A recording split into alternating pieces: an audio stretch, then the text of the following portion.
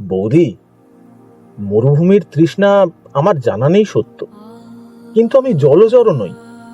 তোমাদের মতো ডাঙার উপরেই যখন আমারও বাস, তখন পিপাসার ধারণাটাও আছে। একবার বলেই দেখো না, বুঝতে পারি কিনা। এই যে এতক্ষণ রামায়ণ পড়ছিলে বৌদি, আমি তার কথাই বলি।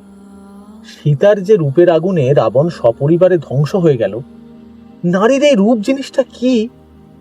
আর একা রাবণই নয়, এমন অনেক রাবণের ইতিহাসই তো আছে। কবিরা বলেন রূপের পিপাসা। তুমিও সেই রকমই উপমা দিলে। তুমি মনে করো না বৌদি, আমি এই যে তোমার সঙ্গে তর্ক করছি, আমি জানি তোমার পায়ের কাছে বসে আমি অনেক কিছু শিখতে পারি।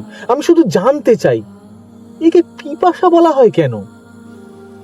জল দেখলেই কিছু মানুষের পিপাসা পেয়ে ওঠে না, তবে রূপ দেখলেই বা তার পিপাসা পাবে কেন? তুমি হাসছো বৌদি, নিশ্চয়ই পায়।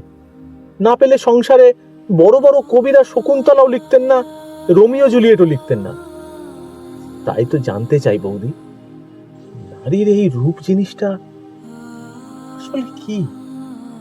আর ভালোবাসাই বা তার সঙ্গে এমন ঘনিষ্ঠভাবে জড়িয়ে থাকে কেন?